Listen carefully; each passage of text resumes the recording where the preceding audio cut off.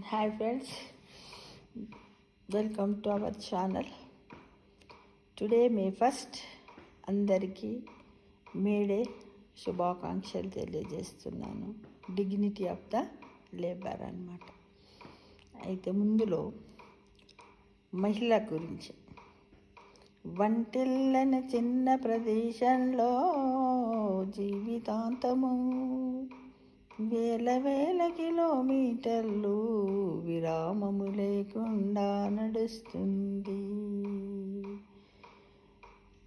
నవ్వులని బోనసుగా కురిపిస్తుంది ప్రతి క్షణములోన. వంటిల్లని చిన్న లాబొరేటరీకి మరియు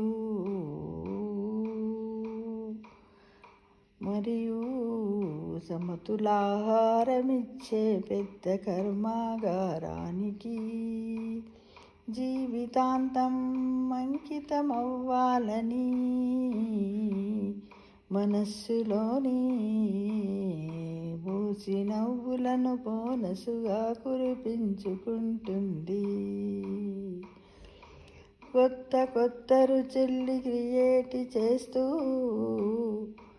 పుడమిపై పెద్ద కర్మాగారమే వంటిల్లని నిరూపిస్తుంది. ప్రతి పడతి విరామముని కార్మికురాలని అందరికీ చాటి చెప్పుతుంది. మహిళలకు మేడేలుండవు, అదే కుటుంబ భారాన్ని మోసే ప్రతి మహిళకు మేడే ఉండదు. అందరి సంతోషమే తన ఆభరణాలుగా, అందరి ఆరోగ్యమే తన బోసి నవ్వులుగా, కృతజ్ఞతలుగా భావిస్తుంది. వంటిల్లే ఒక వైద్యశాల అని నిరూపించేదే మహిళ. ఆ మహిళకు ఎలాంటి మేడేలుండవు. అదే అందుకే కుటుంబ భారాన్ని మోసే ప్రతి మహిళకు మేడే శుభాకాంక్షలని తెలియజేస్తున్నాను. చూడండి ఫ్రెండ్స్, ఆడవాళ్ళు మగవాళ్ళు అందరూ పనిచేస్తూ ఉంటారు. కానీ మగవాళ్ళు అప్పుడప్పుడు రెస్ట్ తీసుకుంటూ ఉంటారు, వాళ్ళకి విరామం దొరుకుతుంది. ఆడవాళ్ళు ఉద్యోగస్తులు అయ్యి ఉంటే అన్ని రకాల కర్మాగారాలలో ఇప్పుడు ప్రస్తుతమున్న సిచ్యువేషన్లో అన్ని కర్మాగారాలలో ఆడవాళ్ళు మగవాళ్ళతో సమానంగా పనిచేస్తున్నారు. ఒకప్పుడేమి ఇలా ఉండేది కాదు. పూర్వకాలం లోపల, చాలా కాలం లోపల ఎలా ఉండేదంటే, అప్పుడు మగవాళ్ళే బయటకు పోయి పనిచేసి కష్టపడి డబ్బు సంపాదించుకొని వస్తే ఆడవాళ్ళు ఇంట్లో వండి పెట్టేవాళ్ళు. కాకపోతే కొన్ని వ్యవసాయ పొలం పనులకు వెళ్ళి వచ్చిన ధాన్యాన్ని ఎత్తడము, ఆరబెట్టడము, చేయడము, నిల్వ చేయడం, అందులో సహాయం చేసేవారు. కానీ ఈ మధ్యకాలంలో మాత్రము చదువుల్లో సమానంగానే చదువుకుంటున్నారు, వాళ్ళతో పాటు ఉద్యోగాలు చేస్తున్నారు, లక్షలు సంపాదిస్తున్నారు, అన్నీ చేస్తున్నారు. కలెక్టర్ అయినా కూడా తన ఇంటికి వచ్చి మళ్ళీ చీపురు పట్టడము, లైటర్ వెలిగించడం, పొయ్యి వెలిగించడం అనేటివి తను వెలిగించకుండా ఉండడం అనే సందర్భాలు లేనేలేవు. కాబట్టి ఇదేంటంటే, చాలామంది ఏమనుకుంటారు, కొద్దిమంది ఉద్యోగాలు చేస్తున్నారా 100% అంటే లేదు, అందులో ఒక 40-60% చేస్తూ ఉన్నారు అనుకుందాం బహుశా. అందులో ఎవరన్నా పాపము నువ్వేం చేస్తున్నావా, మా జాబ్ చేస్తున్నావా అని ఎవరన్నా తెలియదు, నేను హోమ్ మేకర్ను, హౌస్ వైఫ్ అని చాలా బాధాకరంగా చెప్పుకుంటున్నటువంటి మహిళలను నేను బాగా గమనించాను ఫ్రెండ్స్. వాళ్ళు చేసే పని అంతా ఇంత కాదు, చిన్నది కాదు ఫ్రెండ్స్. వాళ్ళు చేసే పనికి వేతనాన్ని వెలగట్టలేనటువంటి మహిళలు ఒక చిన్న, అందరిళ్ళు పెద్దగా ఉండవు, చిన్న ఇరుకు గదిలో కొన్ని ఇళ్ళల్లో గ్యాసులు లేకుండా ఊదడం. ఈ మధ్య కాలంలో అందరి ఇళ్ళలో గ్యాసులు వచ్చినాయి ఫ్రెండ్స్. అంతకుముందు కట్టెల పొయ్యి పెట్టి ఊది రొట్టెలు చేయడం, పండగలు వస్తే పిండి వంటలు చేయడం, ఎవరన్నా ఒక్కరు వస్తే కూడా పొయ్యి అంటి పెట్టి ఛాయ్ చేయడం, ఇవన్నీ చాలా పూర్వకాలం లోపల మన అమ్మలు, నానమ్మలు, అమ్మమ్మలు, మన ముత్తమ్మమ్మలు వీళ్ళందరూ చాలా బాధపడి ఒక గృహాన్ని ఎలా అంటే ఇంటికి వచ్చిన వాళ్ళకి అతిథి మర్యాదలు చేసి అతిథి గృహంగా మార్చారు. అప్పుడు ఆనాటి నుంచి ఈనాటి వరకు కూడా మహిళకు ఎలాంటి కృతజ్ఞతలు ఎవ్వరూ తెలుపరు. ఎందుకంటే రోజు వండుతూ ఉంటుంది.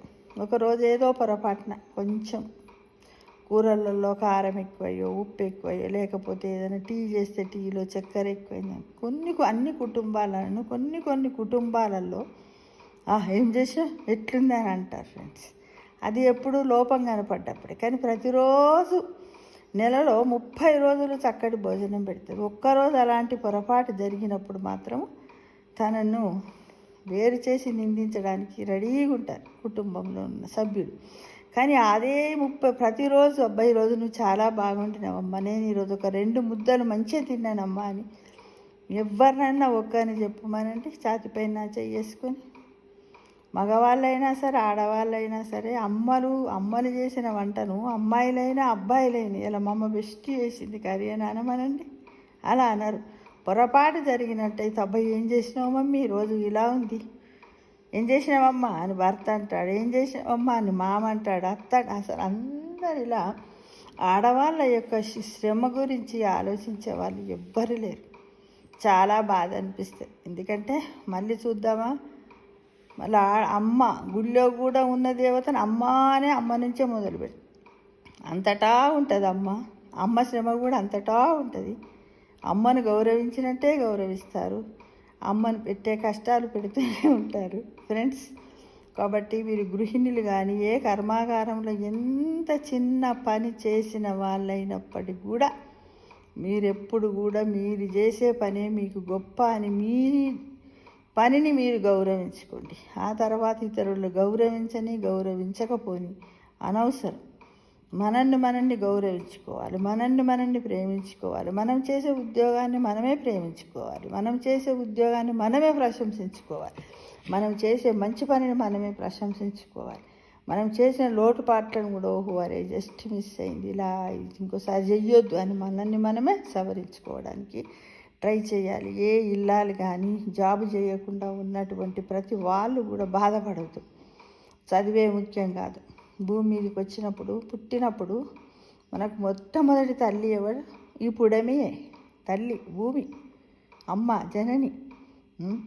ఈ భూమి మీదకి వచ్చిన ప్రతి వాళ్ళన్నీ నేర్చుకొని తల్లి కడుపుల నుంచి రారు. ఒక్కొక్కరు ఒక్కొక్క దాంట్లో క్రియేటివిటీ ఉంటుంది. ఒక్కొక్కరు పాటలు పాడతారు, ఒకరు వీడియోలు చేస్తారు, ఒకరు కథలు చెప్తారు, నాలాగా ఒకరు ఇంకేమో మాట్లాడతారు, ఒకరు ముగ్గులు వేస్తారు, ఒకరికి బొమ్మలు గీయడం అంటే ఇష్టం, కళ్ళలు వేయడం అంటే ఇష్టం, కొద్దిమందికి తిరగడం ఇష్టం, కొద్దిమందికి దేవుని వలసడం ఇష్టం, కొద్దిమంది ఏమేమో అల్లికలు చేస్తాం. ఇలా ఎన్నో రకాలైనటువంటి క్రియేటివిటీని చేసే శక్తి ఈ మహిళలకు ఉన్నదమ్మా.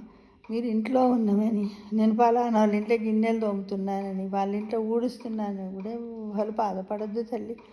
ఎందుకంటే మన కుటుంబ పరిస్థితులను బట్టి భగవంతుడు మనకి ఇచ్చినటువంటి మన కర్మఫలాలను బట్టి మనము ఆ పని నిర్వర్తిస్తూనే పోవాలి. ఆ తర్వాతనే మనకు ఎప్పుడు మంచి జరుగుతుంది. ఈ మంచి అంటే ఏంటి అసలు? మనశ్శాంతిగా ఉండడమే మంచి అని నేనంట నా సిద్ధాంతం లోపల. అంతే. అవసరానికి మించిన డబ్బు అందితే చాలు, బట్ట పొట్ట తిండి అంటారు కదా. ఏంటిది ఇదే అంటారు కదా, తినడానికి తిండి ఉండాలి, కట్టడానికి బట్ట ఉండాలి, ఉండడానికి ఇల్లు ఉండాలి. ఈ 3 ఉంటే మనం ఏదైనా సాధించవచ్చు.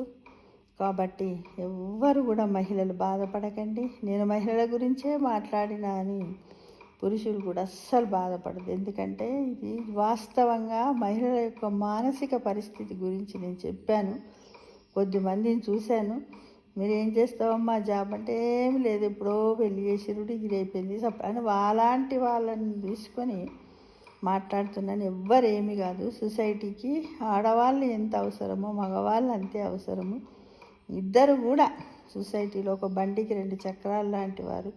ఒక సంసారము నడవాలన్నా, ఒక బండి నడవాలన్నా, ఒక సముద్రములో మనము ఒక పడవ నడవాలన్నా కూడా 2 చక్రాలు ఎట్లా అవసరమో మన మానవ జీవితానికి కూడా ఈ మనుషులము 2 రకాల మనుషులము అవసరమనే నేను భావిస్తూ మీ అందరికి కూడా మరొకసారి మేడే శుభాకాంక్షలు తెలియజేస్తున్నాను.